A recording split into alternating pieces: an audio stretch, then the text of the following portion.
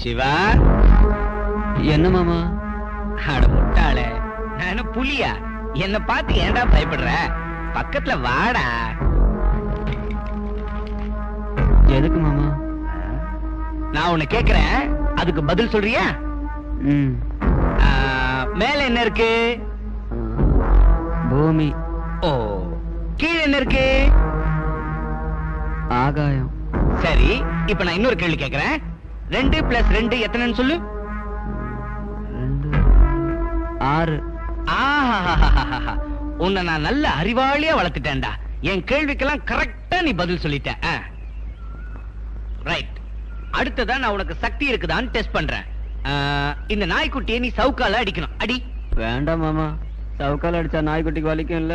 Rascal, இங்க நீ எனக்கே அட்வைஸ் பண்றியாடா? இப்ப இத நீ அடிக்கிறியா இல்ல நான் உன்னை அடிக்கட்டுமா? அடிக்கிறேன் மாமா. சாரி ஜிம்மி, மாமா என்ன அடிச்சிருவாரு, அதனாலதான் நான் உன்னை அடிக்கிறேன். ஆவி பயல, அயோக்கியா, கொலகாரா, வாயில ஜீவன் அடிக்கிறியா?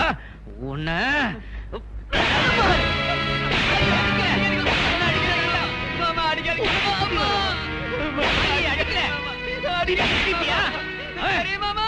வீட்டுல உட்காந்து தண்ட சோறு திங்கிறது இல்லாம நாய வேற அடிக்கிறியா? வரேன்டா மாமா. மாமா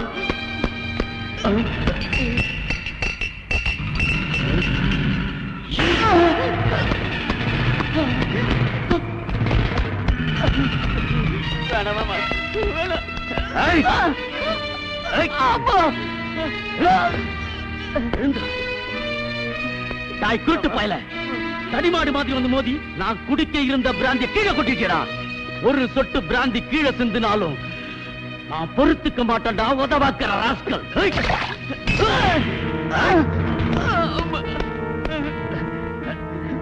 சரி மாமா, சின்ன மாமா அடிச்சாரு, அதான் இங்க ஓடி வந்தேன். நீ ஏதாவது தப்பு செஞ்சிருப்ப, அடிச்சிருப்பா. நான் ஒண்ணும் தப்பு செய்யல, நாய்க்குட்டி அடிக்க சொன்னாரு, அதை அடிச்சேன். பொய்யனா? பொய். நீதான் போய் சொல்ற. உதைச்சேன்னா பாரு. நாங்க 2 பேரும் செத்து போன ஹரிச்சந்திர ராஜா வீட்டுக்கு அடுத்த வீட்டுக்காரங்க. செத்தால எங்க வாயில பொய்யே வராது. அண்ணா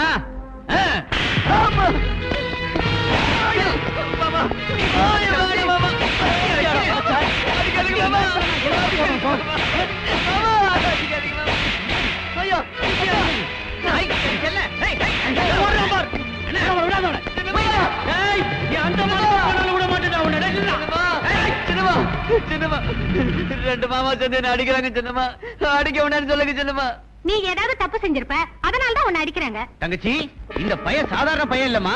யாரும் இல்லாத சமயம் பார்த்து நம்ம ஜிம்மிய சவுக்கால அடி அடி அடிக்கிறாமா? இல்ல சின்னமா, இவங்க சொல்றது போய். சின்னமா, நான் எந்த தப்பு செய்யல, உங்க மேல சத்தியம். இவங்க சொல்றது போய். பல்ல உடைச்சிருவேன். அடிக்கிற அளவுக்கு உனக்கு துணிச்சல் வந்துருச்சா? எங்க மேல உள்ள ஆத்திரத்தை அந்த நாய் மேல காட்டுறியா? விடாதீங்கண்ணா, நல்லா இவனை அடிங்க. அடிச்சாதான் இவனுக்கு புத்தி வரும்.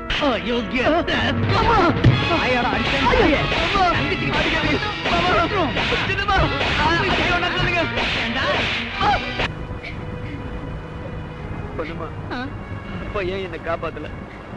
அவங்க என்ன பண்ணாலும் அப்பா ஏன் சும்மா இருக்காரு? உன் சித்தி குடும்பத்தை சேர்ந்தவங்க, ஒரு காலத்துல உங்க மாட்டு கொட்டகையில தாணி அள்ளி கொட்டிட்டு இருந்தவங்க.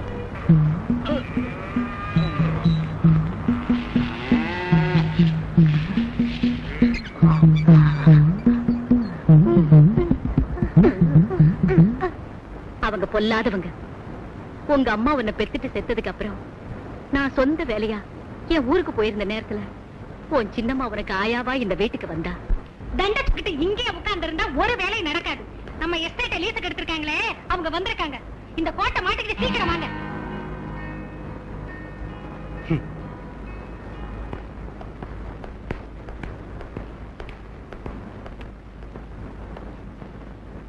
வணக்கம் சார். வணக்கம், உட்காருங்க.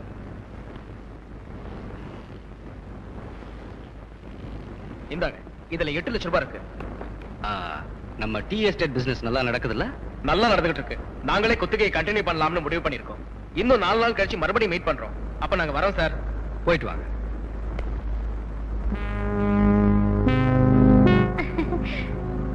யாரு என்ன சொன்னாலும் நீங்க ரொம்ப அதிர்ஷ்டக்காரர் தான். ஏன் தெரியுமா? நீ எனக்கு பொண்டாட்டியா வந்து வாச்சிருக்கல, அதனாலதான். அப்பா, இன்னைக்காவது புரிஞ்சுக்கிட்டீங்களே. நான் பிறந்ததும் ஜோசியர் என்ன எழுதி தந்தாருன்னா, நான் கால் வைக்கிற இடத்துல செல்வம் கொழிக்குமா.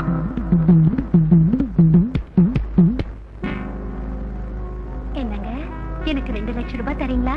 உங்ககிட்ட தர்றதுக்கு இது சாணி இல்ல, பணம். இது பணம்னு எனக்கும் தெரியும். கொடுங்க 2 லட்சம் ரூபாய். நீ கேட்டதும் லட்சமா கொடுக்கறதுக்கு இது ஒண்ணு உங்க அப்பா விட்டு சொத்து இல்ல. கேட்டீங்களானே உங்க மாமா பேசுறத? இளம திரும்புது போல இருக்கு, அதான் கெத்தா பேசுறாரு. ஆத்திரப்படாதீங்க, அப்பா வரட்டும். இந்த கிழவன் கொழுப்பு தானா இறங்கும்.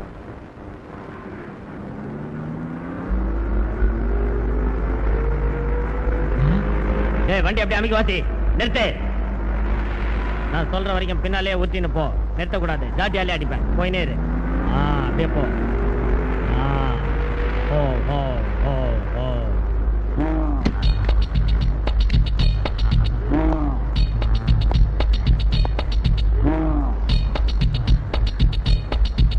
தங்கமே, என்ன மாதிரி பொருளே ரோட்ல கிடக்குது, இத கவனிக்க நாதிக்குதா?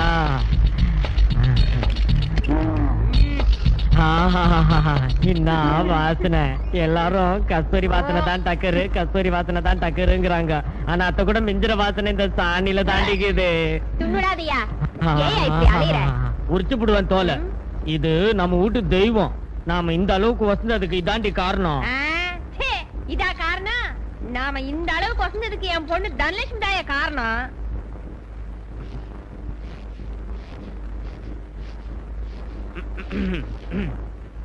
வணக்கம் மாப்பிள்ள, சௌக்கியமாகிறியா? என் பொண்ணு உன்னை பார்த்துட்டு வர சொல்லிக்குது. நான் இது மேல இப்படி உட்காந்துக்கிட்டா? உன் பொஞ்சாதி என்ன உன்னாண்ட என்னத்துக்கு அனுப்பிக்குதுன்னு உனக்கே தெரியும்.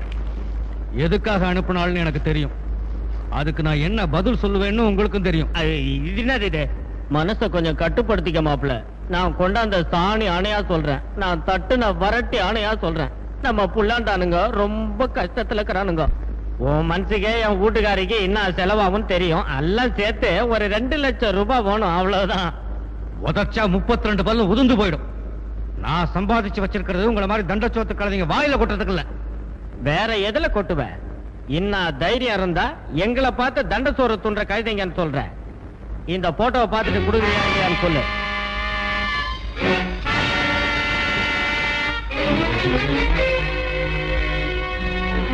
சீக்கிரம் சொல்லு. கொடுக்குறேன். ஏடி, இன்னத்துக்கு ராத்திரி வேலை இதை போல அலங்காரம் பண்ணிக்கிறேன்? நமக்கு என்ன இன்னைக்கு ஃபர்ஸ்ட் நைட்டா? படுக்க போற சமயத்துல மேல போட்டுங்கிற நகை எல்லாத்தையும் கைட்டி வச்சுட்டு படாண்டி என் மேல குத்தி கித்தி தொலைக்கு போகுது. என் உடம்புல நகை இல்லன்னா எனக்கு தூக்கமே வராதியா? இவ பெரிய தங்க சுரங்கத்திலேயே பிறந்தவா. ஆமா, நான் பெரிய தங்க சுரங்கத்திலேயே பிறந்தவதான். வைர கடல்லயே குளிச்சவதான். பட்டு மெத்தையிலேயே படுத்து பவுசா தூங்குறவதான். பொத்திக்கிட்டு படியா. நீ படுடி மூடின. பெருசா பேசுறதுக்கு வேண்டாம். கழு மூஞ்ச மோரையும் பத்தி அதுக்கு வரட்டி மாதிரியாகுது. சாணி தட்டிடுவேன். என்னத்துக்கு கூற? அம்மா, ஏதோ குத்திடுச்சியா? நான் தள்ளி பட்டுக்கிறேன். நான் ஒண்ணுமே செய்யலையா? என்ன குத்துனது? இதாயா? அது உன் முடிடு. இதான் என்ன குத்திடுச்சியா? ஐயோ, நான் இத சரியான நேரத்துல பார்க்காம இருந்திருந்தா ராத்திரி எல்லாம் என்ன குத்தி குத்தி நான் ஒரு வழி ஆயிருப்பேனே. அவ்வளவு குர்சாவுக்குதே குடு பாப்பா. கொழுப்பு ஜாஸ்தி தாண்டி.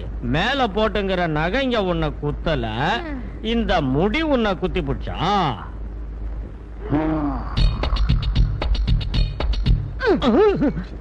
என்ன யோசனை பண்ற? நான் என்னவோ யோசனை பண்ணிட்டேன். உனக்கு என்ன? படு கம்முன்னு. நீ அதை மட்டும் தான் பண்ணுவ, வேற என்ன பண்ணுவ? தள்ளி படுறி கழுவி போயில கப்படிக்குது.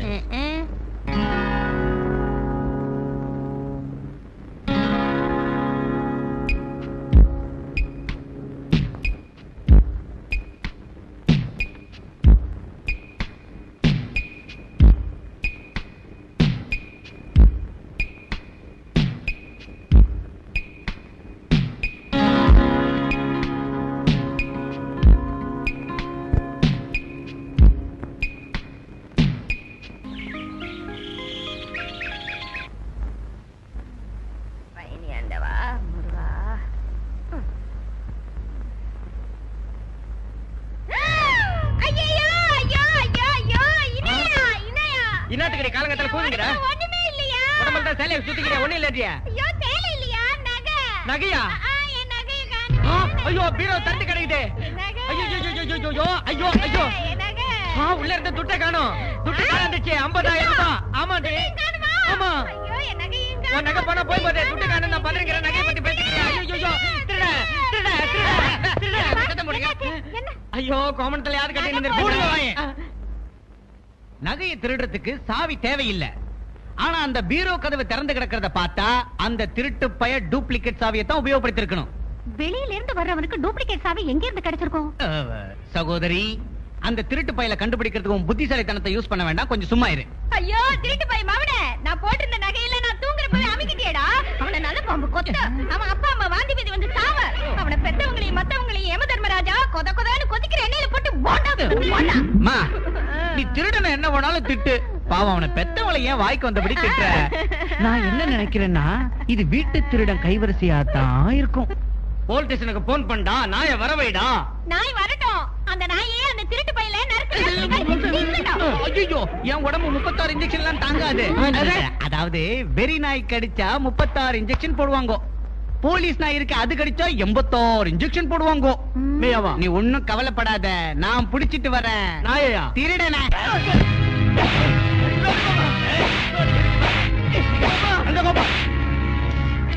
ஏன்டா என் மகனை போட்டு இப்படி அடிச்சிட்டு இருக்கீங்க? திருட்டு வேலை பண்ணதால அடிச்சேன்.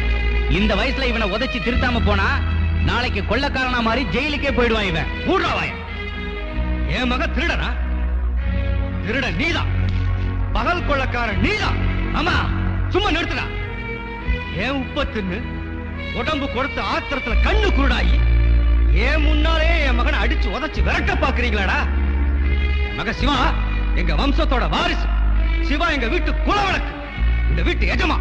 நீங்க திங்கிற சோறு அவனோடது, நீங்க போட்டுக்கிற ட்ரெஸ் அவனோடது. அவன் என்னைக்காவது ஒரு நாள் தைரியத்தோட உங்க எதிரில வந்து நின்னு ஏய் என் கடனை தீருங்கடா கழுதிங்களா உங்க மூஞ்சில காரி துப்புனா தெரு தெருவா நீங்க பிச்சை எடுக்க வேண்டியதுதான்டா. பிச்சை எடுக்க வேண்டியதுதான். என்ன இன்னைக்கு மாப்பிள்ள திடீர்னு மதம் பிடிச்ச யானை மாதிரி குதிக்கிறாரு? இன்னைக்கு மதம் பிடிச்ச யானையா மட்டும்தான் இருக்கேன். இன்னும் நீங்க ஏதாவது செஞ்சீங்கன்னா நாளைக்கு நரசிம்ம அவதாரமே எடுத்துருவேன். நீங்க என்ன பண்ணாலும் நாங்க ஒண்ணும் பயப்பட மாட்டோம். இந்த திருட்டுக்கு காரணம் உங்க மகன் தான். ஒண்ணு குடும்பத்துக்கு கண்ணடி. சிவாவுக்கு தாயா இருக்கிறன்னு என் வீட்டுல நீ காலடி வச்ச. ஆனா அந்த வார்த்தையை காத்துல விட்டுட்டு ராட்சசியா மாறிட்டியடி. சத்தியமா சொல்றடி, திருட்ட பண்ணது ஓ அண்ணனுக்குதான். வாடா சிவா. ஏன் போய் நீங்க அழைச்சிட்டு வந்த? நான் அங்கேயே அவங்க கையால செத்து போயிருந்தா நல்லா இருந்திருக்கும். அப்போ அது நீ நிம்மதியா இருந்திருக்கலாம். அப்பா 20 வருஷங்களா உன் முகத்திலயோ இல்ல என் முகத்திலயோ ஒரு நிம்மதி இல்ல, ஒரு சந்தோஷம் இல்ல. எதுக்கா இப்படி பயந்து பயந்து உயிர் வாழணும்? உன்னால ஏன்பா அவளை துரத்த முடியல? அந்த பாவங்கிட்ட நீ ஏன்பா பயப்படுற? ஏன்பா ஏன்பா சொல்லுப்பா. அப்பா நிஜமா உன் பிள்ளை மேல உனக்கு பாசம் இருந்தா இன்னைக்கு நீ சொல்லியே ஆகணும். இல்லன்னா நான் செத்துருவேன். ஏன் மேல சத்தியமா சொல்றேன். சிவா, அந்த அயோக்கியங்க எதுக்காக உன்னை சித்திரவதை பண்றாங்க? ஏன் உன்னை ஒரு கோடையா வளர்த்தாங்கன்னு இன்னைக்கு நான் சொல்றேன். சிவா, தேவதையாட்ட இருந்த உன் தாய் செத்ததுக்கு அப்புறம் குழந்தையா இருந்த உன்னை வச்சு கஷ்டப்பட்டு இருந்தேன். நம்ம மாட்டுக்குட்டையில சாணி அள்ளி கூட்டிக்கிட்டு இருந்த தனலட்சுமி உன்னை அன்போட பாத்துக்கிறேன் நாடகம் ஆடி உனக்கு சக்தி ஆயிட்டாப்பா. அதுக்கப்புறம் தான் உண்மை தெரிஞ்சது. அவ உன்கிட்ட அன்பு காட்டினது உனக்காக இல்ல, அவ குடும்பத்தை சேர்ந்தவங்க இந்த வீட்டுல கால் வச்சது உனக்காக இல்ல, என் ஆஸ்திக்காக. இந்த விஷயம் எனக்கு தெரிஞ்சதை நான் என் ஆஸ்தி எல்லாத்தையும் உன் பேர்ல எழுதிட்டேன்ப்பா. அந்த சதிகாரங்க போட்ட திட்டத்தை நான் முறியடிச்சிட்டேன். ஆனா அவங்க சந்தோஷமா இங்க வாழணுங்கிறதுக்காக என்கிட்ட இருந்து பணம் பறிக்கிறதுக்கு அவங்க ஒரு வேலை